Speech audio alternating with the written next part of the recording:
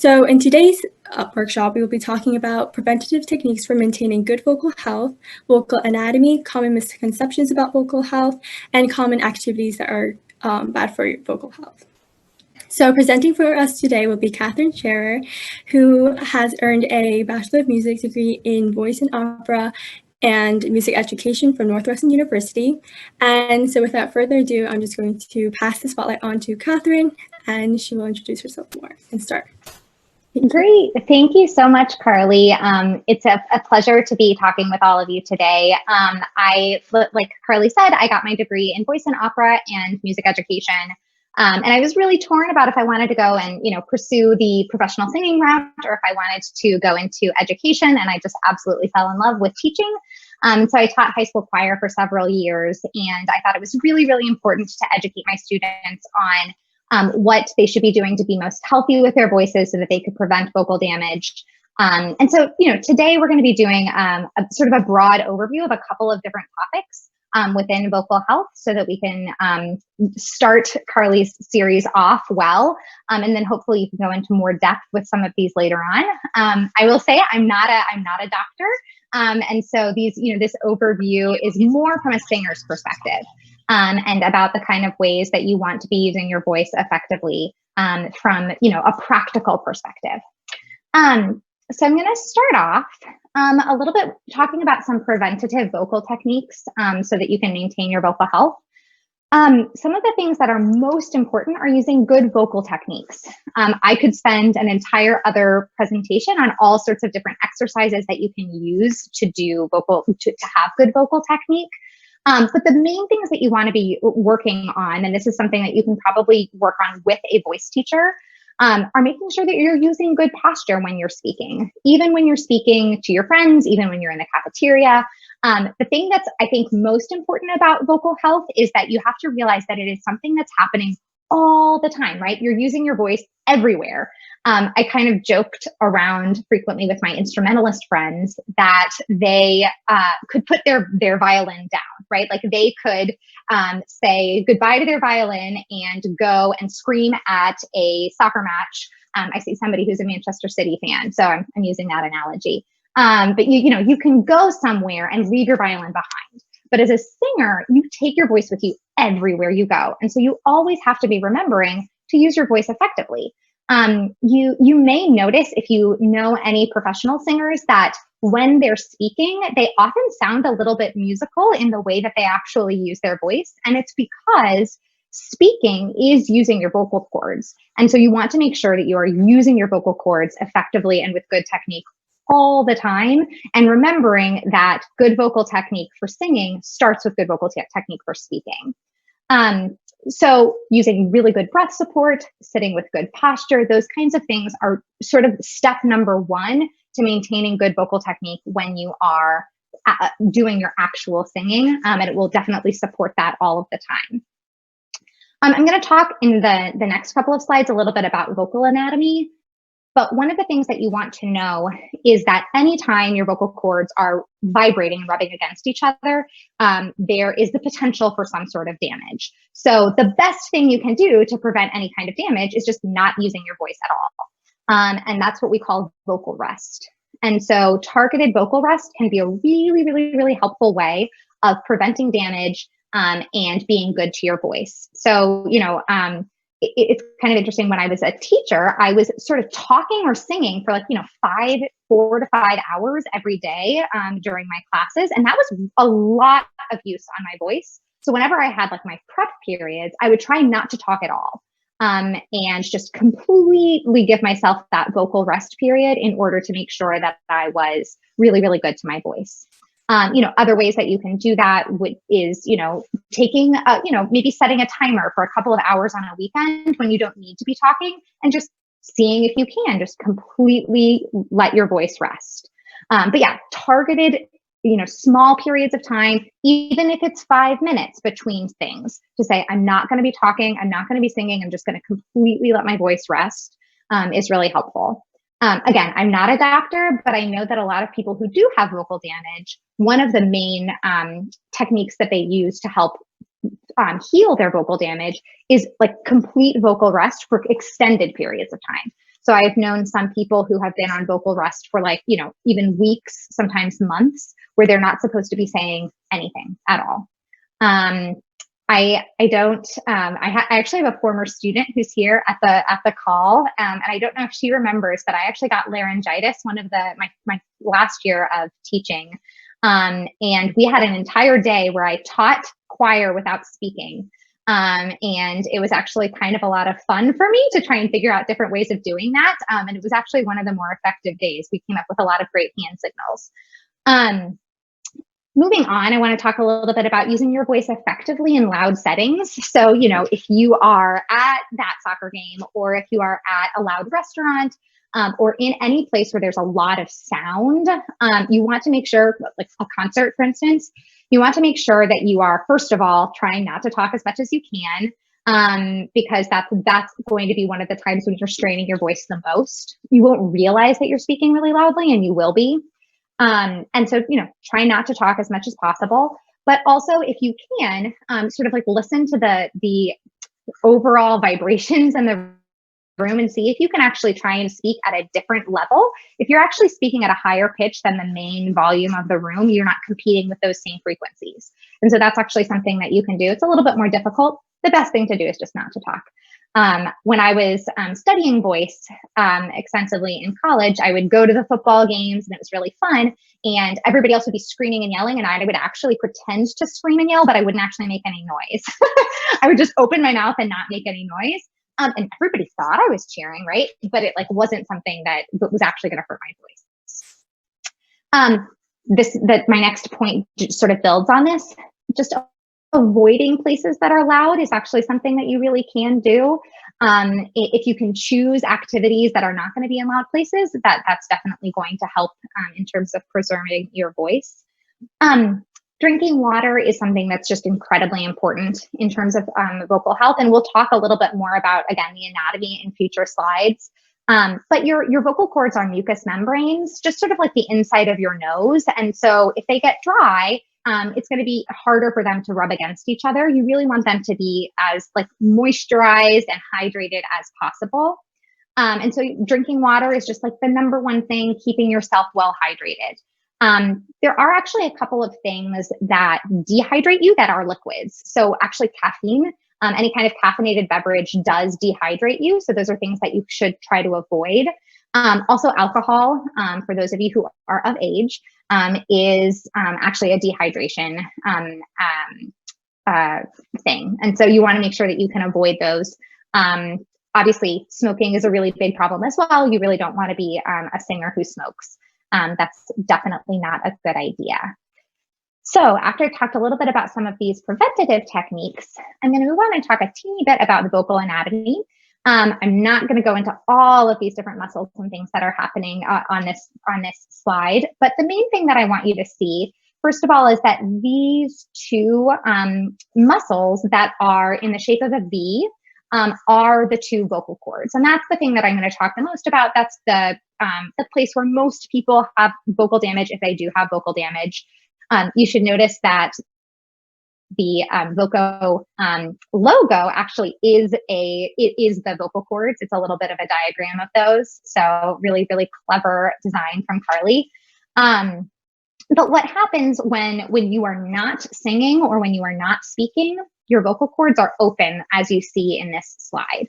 As soon as you start speaking or talking, they close together. And so they're actually stopping the air that comes through them, and the air hits them and starts making them vibrate.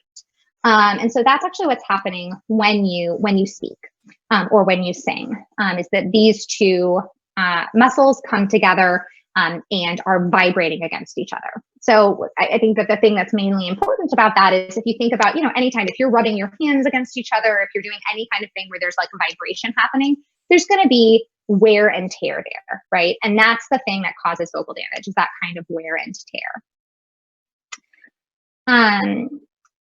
Oh, one other thing I should mention about this is that when you sing higher pitches, your vocal cords sort of stretch and elongate. And when you sing lower pitches, they sort of get thicker and fatter. And that's actually what changes the pitch of the thing that you're singing. Any questions about that? I know I've been talking for a lot. I'm going to give myself a little mini vocal rest if anybody has questions right now. I have a question. Sure. You said singing higher pitches would stretch your vocal cords. Is there any damage involved in singing lower pitches as well? So it's actually not like singing higher pitches isn't inherently damaged. It's just like that's just the way that the frequencies change. So they're stretching so that way they're creating a higher pitch. Just like if you've ever looked at a piano and you notice that like the really small thin strings are the higher pitches and the big thick strings are the lower pitches. That's all that I was talking about. It's like that's like the way that you actually change the pitch of the note. It doesn't actually have anything to do with damage or like strain or anything like that. So generally speaking, those higher pitches, yes, you are like stretching. So there is like the possibility of strain, but if you're doing it with really good technique, you're probably not going to be straining too much. Most people are creating like the least strain when they're singing in like a mid range and not belting. I'm actually going to talk about that in a little bit. But yeah, those low pitches, if you are straining in the low pitches, or if you're like really forcing it or trying to sing more loudly than is sort of natural or you're really able to do, that's when you create the strain. And the same thing at the higher pitches. Like anytime you're sort of on the edges of your vocal range, you have the potential for strain because you're more likely to not be using good technique. Does that make sense? Yes, thank you so much. Yeah, sure. Great question. Okay, so this slide is important because what I really wanted to show is that right here is your trachea, which is what's called, your windpipe, the area where like all of the air is going from your lungs to the rest of your mouth, right? And your larynx is at the top of that. So if you like think about it, like if your larynx is like a straw, if your trachea is like a straw, your vocal cords are like sitting on top of it, at the top of that.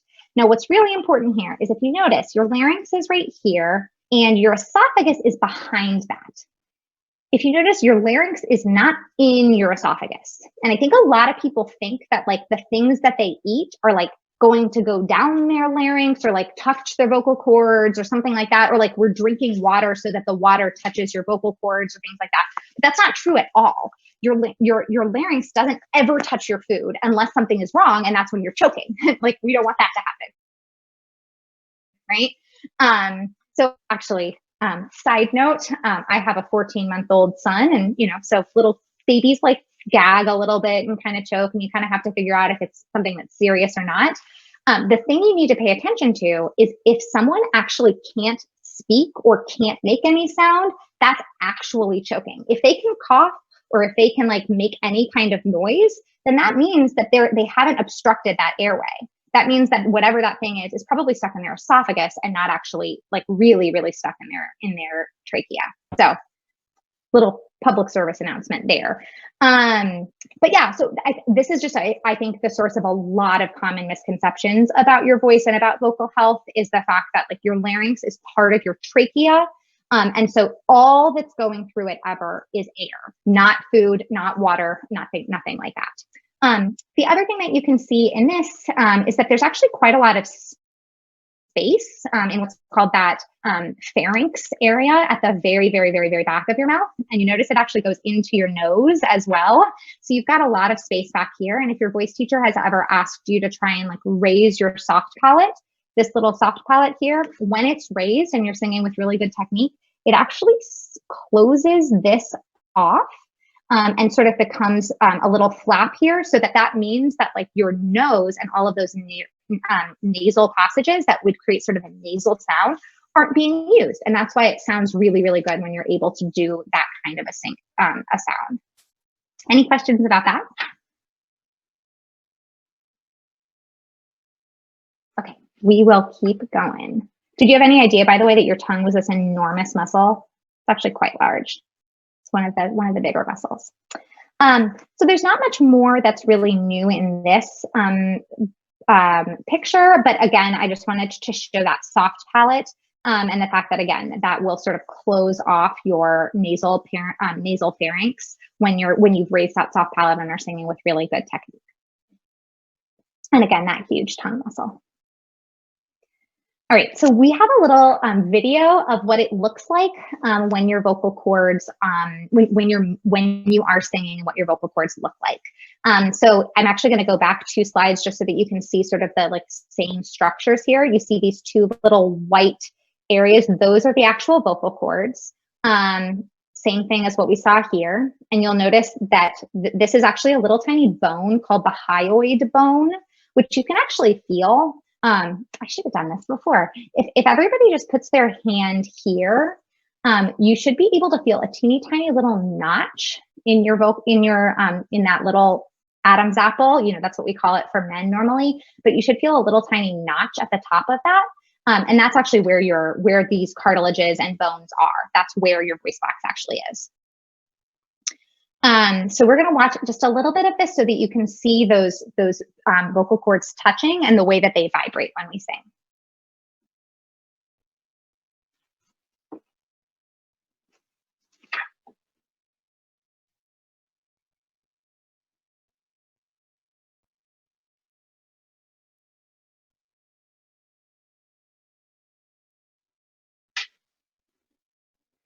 So I think you may have seen that the vocal cords stretched and got a little bit longer as she was going up the scale, but let's watch that again.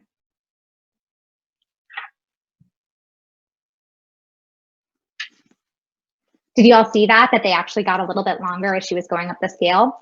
You'll also notice that everything looks really kind of wet and lubricated in here, and that's a good thing, right? We want that to be the case because it is that mucous membrane, and we want to stay really, really, really, really hydrated.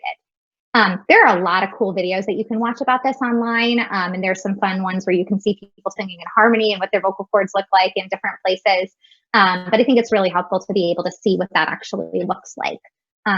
If you ever have vocal damage or are potentially going to be assessed for vocal damage, what's called an otolaryngologist or an ENT is a doctor who specializes in this, and they'll do what is happening in this video. They'll put a little camera down your throat and watch and see what's going on in there so that they can diagnose what's happening. Oh, okay. So I'm going to go into some common questions about vocal health. This will build a little bit on some of the things that I've already talked about, but I'm also hopefully going to be answering some questions that you might have. So like I said earlier, eating and drinking actually doesn't make as much of a difference as I think a lot of people assume it does. And I think that stems from the fact that so many people think that when you eat or drink, it actually touches your vocal cords, which it does not at all. What's really, really important is just making sure that you're hydrated and that you're not dehydrating yourself. So I'm actually going to take a sip of water right now because I definitely need it. But drinking water is important because it hydrates you, not for any other reason. It's not because when you actually drink the water, it's going and touching your vocal cords and helping them get lubricated. What happens is when you drink that water, then your whole body is hydrated, and that actually makes the tissues of your vocal cords become more hydrated.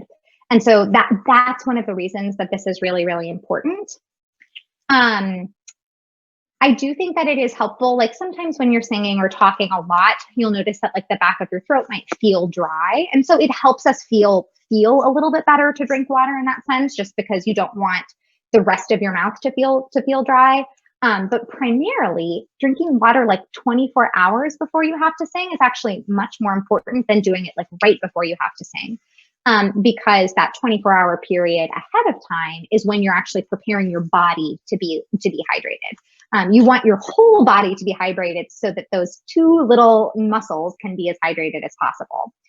It's more of a holistic thing about your whole body rather than lubricating those right at the moment. There's a lot of actual sort of debate about whispering or talking softly, and if this is actually better for your voice. If you've got vocal damage, should you be whispering? Should you be talking softly? What should you do? There is actually research that has been done where someone looked at a bunch of different vocal cords when they were whispering to see what was happening, just like in that video that we watched. And whispering for most people does actually create more strain on the voice than speaking. And a lot of that is because most people aren't using the right type of breath support and are it's not a way that we are used to talking, right? And we're also not used to sort of being good to our voices when we're whispering. So for most people, whispering is actually not a good thing to do when you have any kind of vocal issues. say you're feeling hoarse, what I would recommend then is, first of all, just doing that vocal rest, right? Just not talking at all, but also just speaking softly, imagining that you are, talking right to the person who's right next to you instead of talking to somebody who is like across the room. One thing that a lot of people don't realize is that talking on the phone or talking like over Zoom, most people actually over project when they're doing that. They don't realize that they're talking more loudly than they actually need to.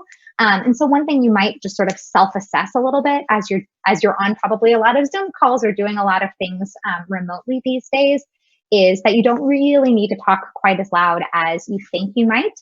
And you can use the microphone on your phone or computer to make sure that like you're using that to amplify your voice so that you don't have to speak as loudly as you might be thinking about.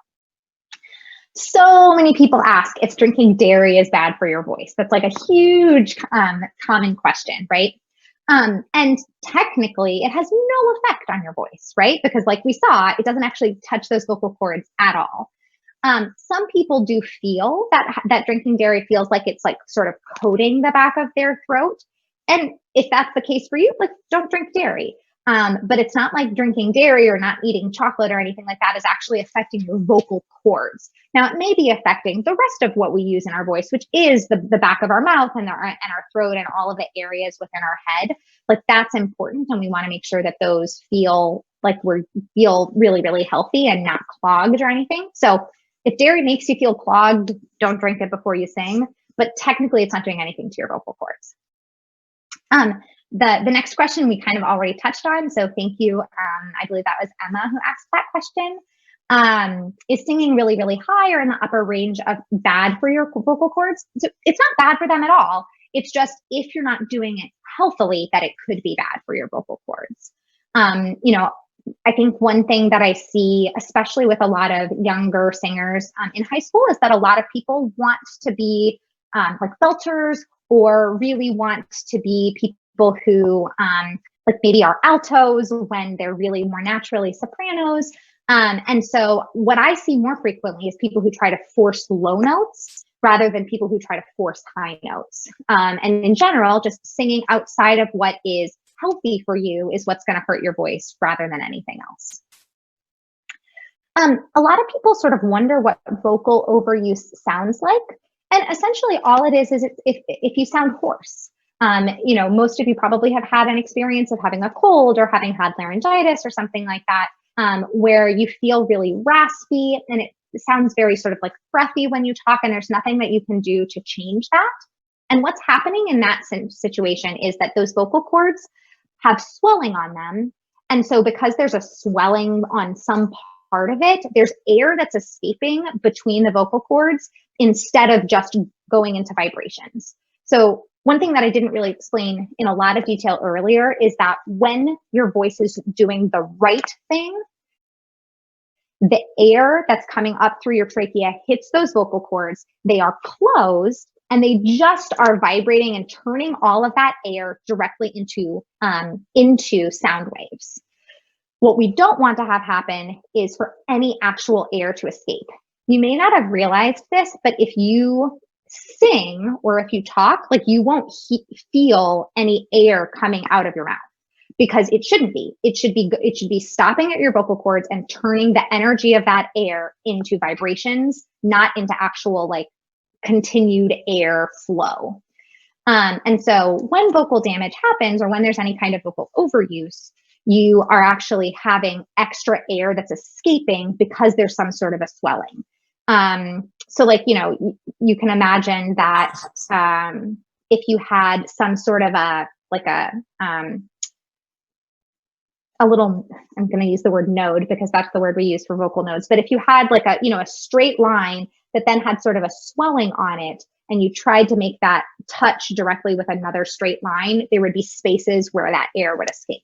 So that's what's happening when vocal overuse happens, is it just sort of sounds like raspy or hoarse. I, in the course of my teaching, had several students who were high school students who had some sort of vocal overuse or vocal damage where they just always sounded a little bit raspy, no matter what.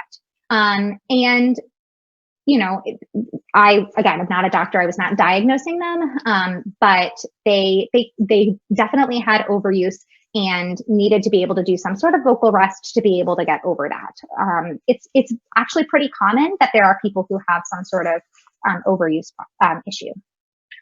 Any questions about this? I was wondering if these are the common questions you all were wondering about. I have a question. So let's say you have something where you have a lot of mucus buildup in your throat. How will that affect your voice? So that mucus buildup is most likely not actually like on your vocal cords, but is most likely actually in like that nasopharynx area. Hold on, like way up in, you know, like this area. And so it's probably not really affecting your voice. It's just making it feel like these are just not going to like move as nimbly because there's sort of like just some gunk in there. It's also probably affecting your resonance more than it's actually affecting your phonation. So let me just step back on those two words really quickly. The phonation is the process of the vocal cords touching and the actual sound waves starting. But if we just had that happen and we didn't have all of this area above the vocal cords, then like you wouldn't hear anything. If the vocal cords only vibrate with no resonating space, essentially it's like one person talking with no canyon to be able to echo in.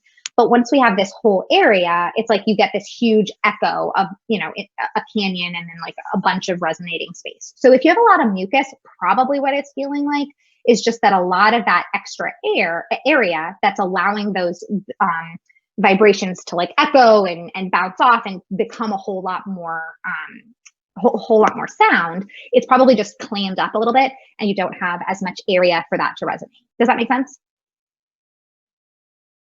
Yes, thank you. Sure. Question about like, you said that like air is not supposed to come out when you're singing. Yeah. One time, I think the teacher was instructing me to see and like feel if you have air coming out when you're singing and like because that's like consistency of breath. So what she might have been having you do is doing like an S sound potentially for consistency, and that's right. So there are certain consonants where we do expel air. So like if everybody puts their hand here, and maybe we should all mute ourselves except for me, but if you put your hand here and go, right, you're going to actually feel that. And that's because those consonants do actually involve airflow. But that's actually not, if you also notice, if I go, there's no actual vocal cord vibration happening. It's literally just air that I'm like expelling through my teeth. So that's actually two slightly different mechanisms. And that's part of what makes singing so complicated is that you're actually negotiating like vocal cords stopping and starting when consonants start and stop. And your vocal teacher may have at some point recommended that you try singing something all on vowels. And that's so that you don't have to negotiate all those stops and starts that happen when you have to put consonants in there.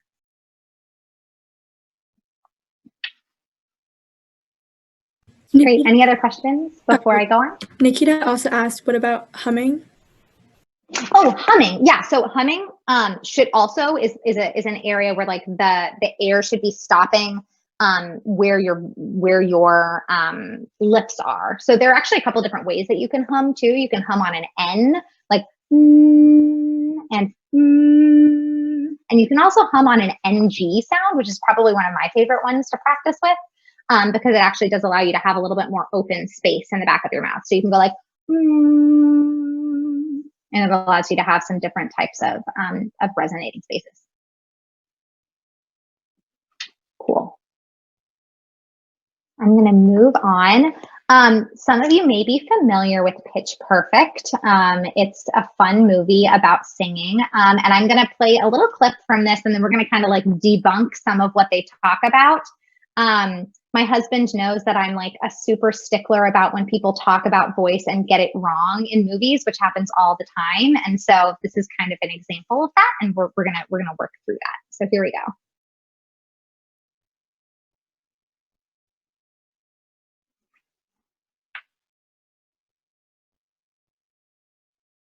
Sorry, Kathryn, I don't think we can hear any sound. Oh, you're not hearing it? Okay. maybe that might be because it's going through my earphones. Let me take my earphones off and we'll see if that works.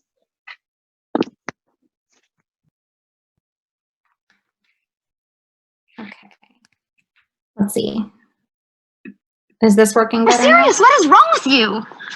I have nodes. What? Oh my God. I found out this morning. What are nodes? Vocal nodules. The rubbing together of your vocal cords at above average rates without proper lubrication. They sit on your windpipe and they crush your veins. Isn't that painful? Why would you keep yamming? Because I love to sing. All right, so we're gonna sort of break this down a little bit into a couple different parts. First of all, just audience participation. I hope you all remember the way you feel right now, so you will never. Trying to get on to the next slide. Okay, how many of you have seen Pitch Perfect? Okay, so a lot of you, which is great. Does anyone remember what ends up happening after she has her vocal nodules and she ends up having vocal surgery at the end? She definitely like goes down like a few octaves. She becomes a bass, right? Like that's what they say happens. Yeah. And so I didn't want to show that clip as well. But yeah, vocal nodules or vocal nodes are one of the more common types of vocal damage.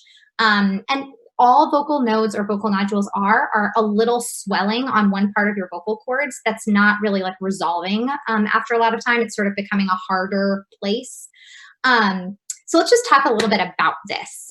She says that it's because of the vocal cords going at above average rates.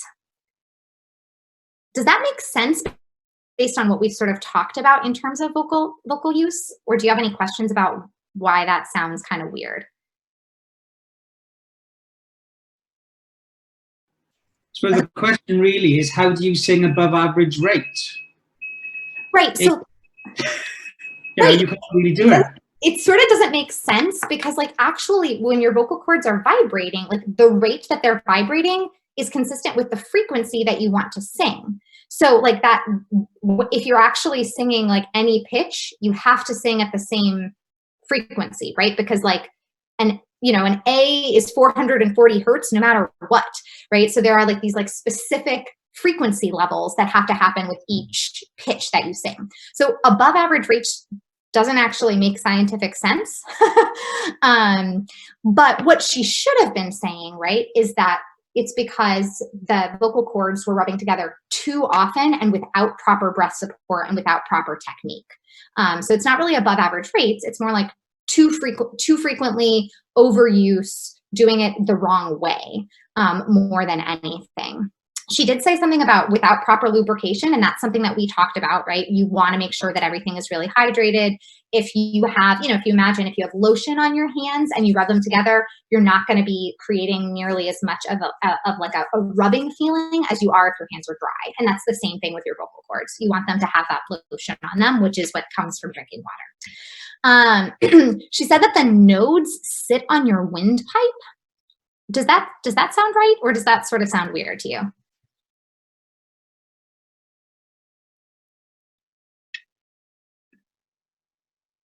I don't know how anything can sit on the windpipe because it's a windpipe. Right, so your windpipe is that trachea, right? It's that tube, and like your larynx does actually sit on your windpipe, but the nodes are just part of those two muscles that we looked at, those two vocal cord muscles. So that's sort of, it's like kind of right? Like your vocal cords are on top of your windpipe, but the nodes are actually on those muscles, so they're not actually like sitting on your windpipe in that sense. We already talked a little bit about the without proper lubrication. And so then this is my question.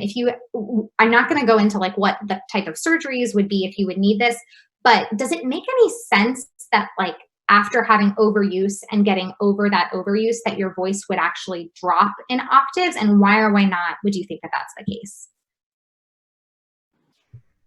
The actual pitch wouldn't change at all due to the fact that the vocal folds are still the same length. Right. So all that happened is that you might have a slight indentation, which means you'd have to work on the onset of each sound first, so it's not quite as active. Yeah, exactly. So it doesn't make any sense that like the the length of your vocal cords would change as a result of this. All that would happen is that like you would resolve that swelling and would feel a lot better as a result. So yeah, great answers. Thank you all so much. We're gonna go on to just some common activities that are really not good for your vocal health. And this is, again, sort of a review of the things we've already talked about in terms of prevention. Loud places are bad for your voice, like sports games, cafeterias. For those of you who are in high school, like those kinds of places tend to be really, really loud. They're really, really echoey. A lot of people are talking. Not drinking enough water. I sound like a broken record, but it's true. Talking too much, talking too loudly. Again, these are the things that are rough. I will tell you that, when I was teaching and I was speaking for like 4 or 5 hours a day, and especially the days where I had like no breaks in between them, I was vocally tired at the end of every week. And I would really try and rest my voice and get a lot of sleep, drink a lot of water all weekend long. My former student will probably be familiar with the fact that I always had a water bottle with me, and I was like drinking water constantly whenever I was teaching, because I was really trying to make sure that that was really, really, really healthy for me. I just want to touch briefly on the fact that, a lot of high school singers want to belt, and belting can be done healthily, but most people who try to do it don't know how to do it healthily. And so it's really, really important, if you are somebody who's trying to be a belter, that you do that with a teacher and really try and work on making that a healthy and supportive sound, because that's the kind of thing that can create a lot of damage, because you can end up doing a lot of strain. Again, if you're doing it with poor vocal technique. And we could have, whole hours and hours and hours about good vocal technique and the ways to do that, but that's not the point of this particular presentation today. So that is everything that I have got for you. I don't know if anyone has any additional questions. Thank you for giving me vocal rest in the middle and asking those questions in the middle, but I'm happy to answer any other questions. And I might have to defer to an actual physician who knows more about this than I do, but I hopefully could answer questions for you. Nikita raised her hand. Oh, perfect. How does sleep affect your vocal cords? Like if sometimes when I don't sleep that much, I feel like my voice is more tired for some reason. Mm-hmm. Yeah, that's a really good question. There's nothing like, well, so first of all, I don't know if y'all know this, but scientists don't actually know why we need to sleep. It's amazing to me that we spend like, a third of our lives, hopefully, sleeping, and we actually don't know definitively why it's necessary for us. So that's kind of interesting, first of all.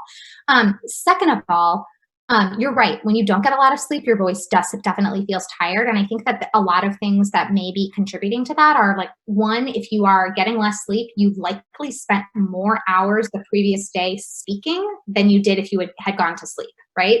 So like if I get 2 hours less of sleep, not only am I getting 2 hours less of sleep, I'm getting 2 hours less of like dedicated vocal rest, right?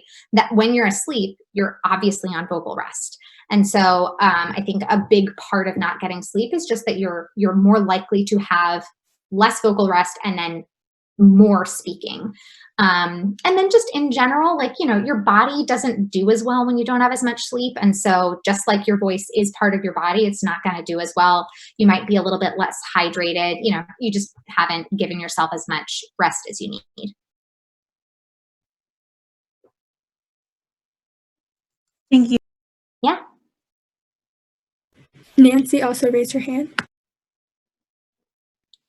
I have a question about like an earlier slide, like one of the first slides.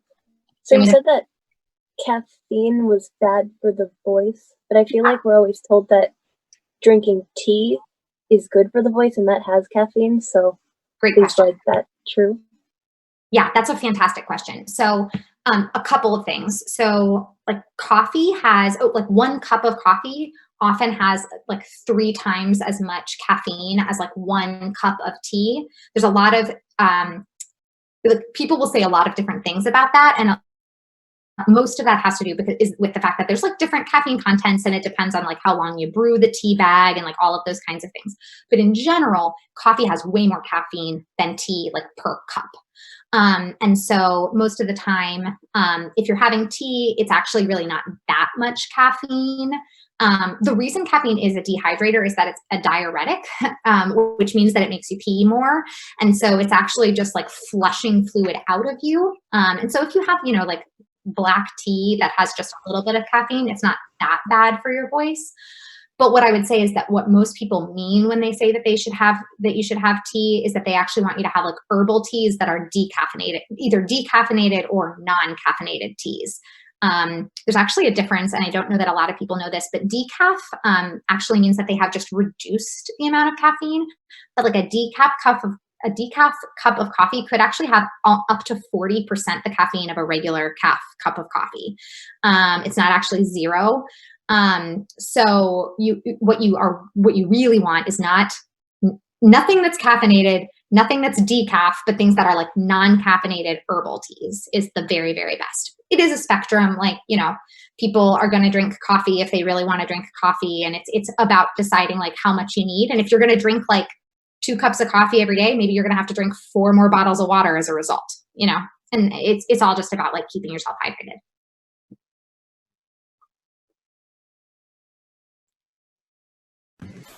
Sophie also asked, how does acid reflux affect your voice?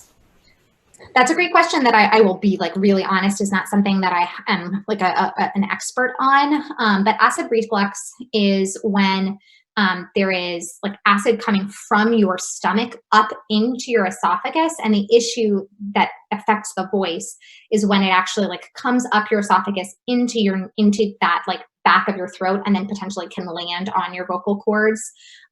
So yes, that definitely has an effect. Sometimes it can also just damage like the esophagus itself. And so then if it's damaging like the esophageal tissue here, sometimes it can affect like this inner membrane potentially. Again, I'm not an expert. I might be wrong with some of the stuff that I just said. But the issue is essentially if like that acid is going to just damage any of these tissues. That's more of a doctor question.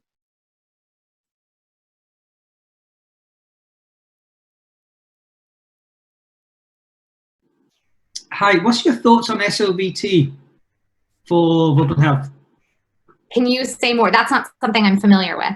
So basically, it's semi-clear vocal tracts. So using the narrowing of like a or a straw in order to cause the back pressure to sort of give the folds a bit of a kick. What's your thoughts on that? I think like anything that's helpful for like a good vocal onset is very much going to help anyone. I think one thing I didn't talk a lot about was like coughing as something that's actually kind of like traumatic to the vocal cords. And so like any kind of vocal activity that allows you to learn how to like easily onset onto the voice is going to be fantastic. So I think that generally speaking, those are really good.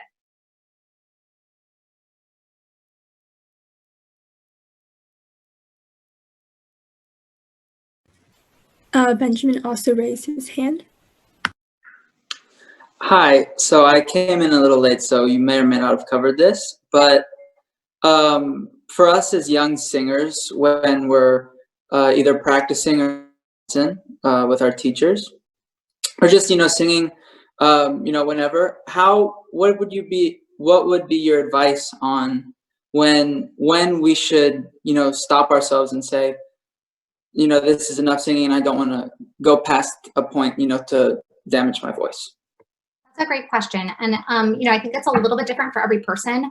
And it depends a little bit on how much stamina you've built up and how much you've gotten used to singing. I will let you know that professional opera singers have days of vocal rest between their performances. So like if you are performing at the Metropolitan Opera, you will have like a Thursday performance, and then they'll have like what's called like a dark day on Friday, and then they will perform on Saturday. So they'll like actually give themselves full days of rest in between. And those are for professional singers who are, having like a 3-hour-long performance that they're doing, with this like huge crowd. I would say that if you feel like you're hurting your voice, if you're like, oh man, like that doesn't feel right, like stop. right? Just stop, do other things, learn about the languages that you're singing in, or learn a little bit about the music theory, or like use that time for something else. Normally you can build up a little bit of stamina over time. So like maybe you start off with a half an hour of practice every day, and then build up to an hour of practice every day over the course of like a month or something like that. Like that, that might be something that would be appropriate. Knowing where to start is hard for me to recommend for each individual singer. I think it also depends a little bit on how much you're talking throughout the rest of your day too. If you have an hour of choir that you're doing every day, and then also want to be doing some singing on top of that, right? Like I think it really depends a little bit on your individual voice use throughout the course of any particular day. Does that help answer your question, Benjamin? Yes, it does. Thank you. Yeah, I wish it were a little bit more cut and dry. Sorry. I think that Nancy also raised her hand again. Right. Oh wait, I didn't. I tried lowering it and then it raised again. Sorry. Did you talk about vocal cooldowns and like when you like? Did we talk about vocal cooldowns? Sorry. No, I didn't. And when you say vocal cooldowns, you mean like the opposite of a warm up, where you might sort of like do some sort of like easier activities at the end of a singing session? Is that what you mean? Yeah. I was just, are those like helpful or not? I have not personally used them. I think that, generally speaking, warming up is really important. That's not something that I talked a lot about in this, but like spending time to warm up and to actually make sure that you're practicing good breath support and things like that, especially at the beginning of starting to sing, are really, really important. I would have to look a little bit into the research on that, Nikita.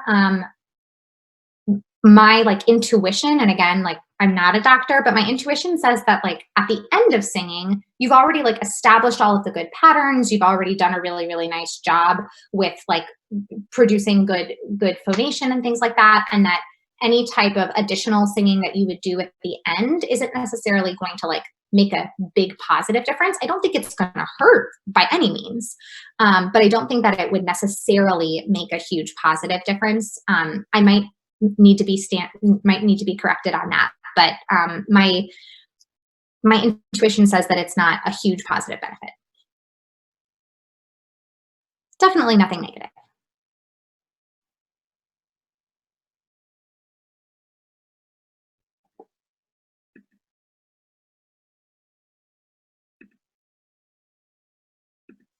I don't know if someone already asked this, but like I think one time a teacher told me to like this is going back to the thing where like you could feel air coming out. So like he told me to basically, I think it was basically you put a straw to your mouth and then you like hum and you kind of feel if air is coming out through the straw.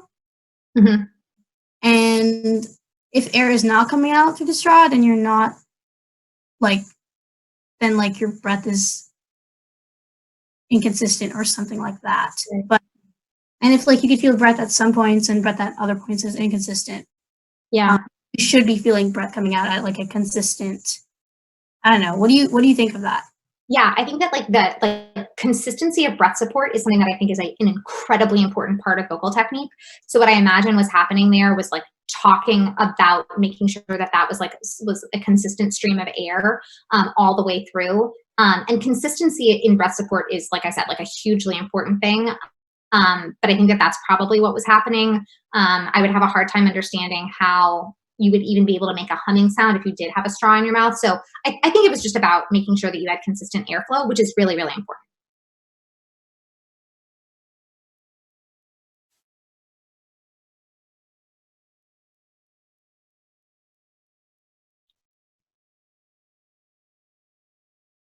If there are no other questions, I just want to say it's been a real pleasure talking with you all. And thank you all so much for being here. This is something that I care like really, really deeply about. And I think it's really important to educate people on it. Again, I did have several students of mine who had some sort of vocal damage. And it was just so hard for me to hear like young singers have those kinds of things.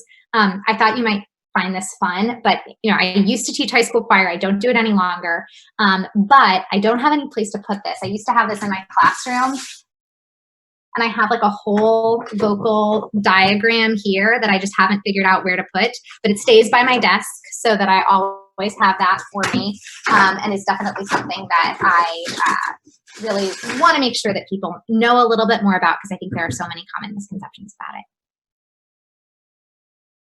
Carly, is there anything else you wanted to say? I know you want to end us.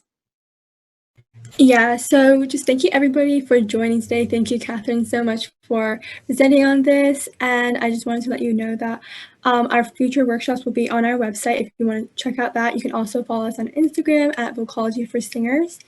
And I will keep you in the loop if you have any other future workshops and when it is. And I hope you all enjoyed the workshop today. I know I did, and I hope you guys all found it beneficial and worth your time. So this is the end of our workshop, unfortunately. So, and I did record this video, just FYI. I will post it on the website if you guys want to view it, and I will crop it so that people's faces aren't shown, so you don't have to worry about that. And yeah. Wonderful. Thank you all so much. Thank you. Have a good day. Bye. Thank you. Thank you. Thank you so much.